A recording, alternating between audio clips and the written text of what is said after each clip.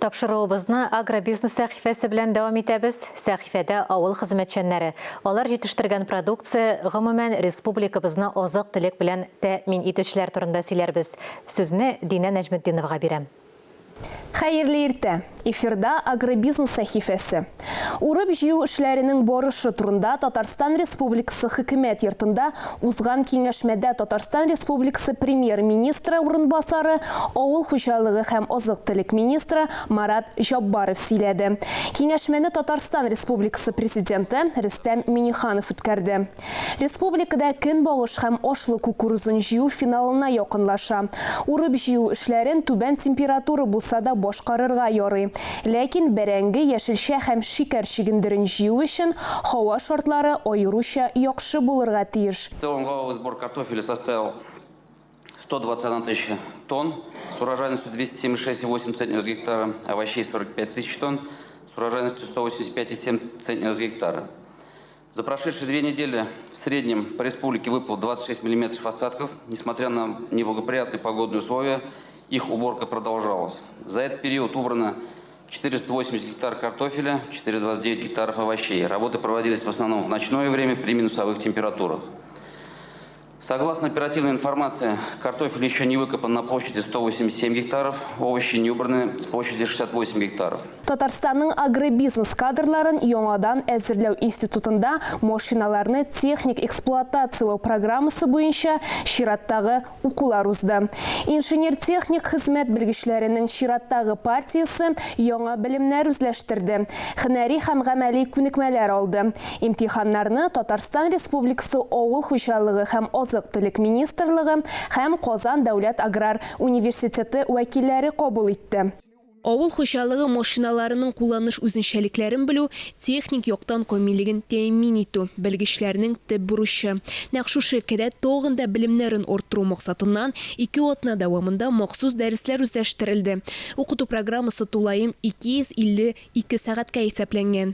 Гади сүзләр белән әйткәндә, машина йөртүче курсларда катнашып күнекмәләрен яңарта һәм үз өлкәсендә белгеч булу өчен истәмә белем ала. Машиналарны техник эксплуатацияләү ничек башкарыла?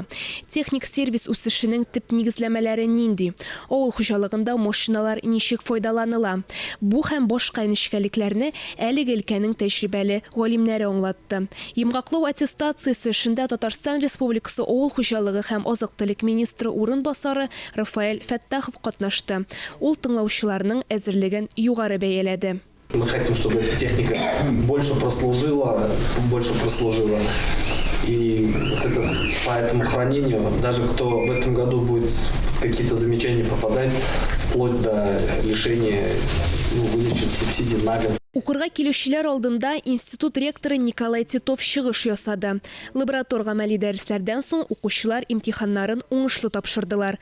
Яхшы әзерлек һәм яхшы белемнәр күрсәттеләр. Татарстан аграрчылары Алтын көз 2022 агросәнәгать күргәзмәсендә рекордлы санда медальләр алдылар. Шәһәрләрдә традицион авыл хуҗалыгы ярминкәләре дәвам итә. Һәм Тат Агроэкспо 5-нче махсуслаштырылган авыл хуҗалыгы күргәзмәсен уздыру датасы билгеле булды. Мәскәүдә Россиянең иң эре 24-нче Бөтен Россия алтын көз агросәнәгать күргәзмәсе узды. Татарстан экспозициясе күргәзмәдә иң күренекле экспозицияләрнең берсе булды.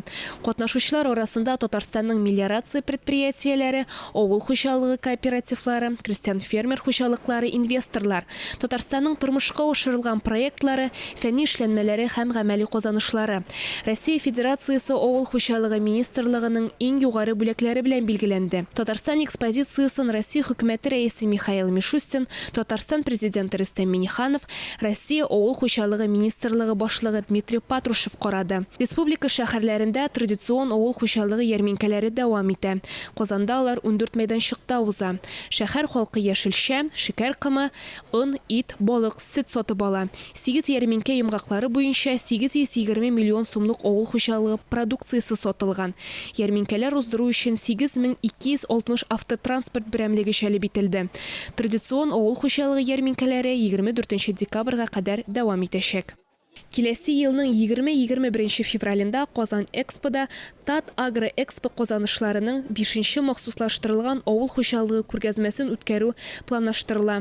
Бөтен Россиядан 200-дән артык компания 2 көн дәвамында 30 000 квадрат метрдан артык мәйданда авыл хошалығы техникасын, нәтиҗәле терлекчелек, авыл хошалығы продукциясын эшкәртү, саклау әйберләре күрсәтелер дип көтелә. Эшлекле программаның төп вакыйгасы гадәттәгечә Татарстан авыл хошалығы һәм азык-төлек министрлыгы коллегиясенең киңәйтелгән утырышы булачак. Бу атнага авыл хужалыгы тармагына бәйле яңалыклар шулар иде. Мин сезнең белән киләсе атнага кадәр сау булашам.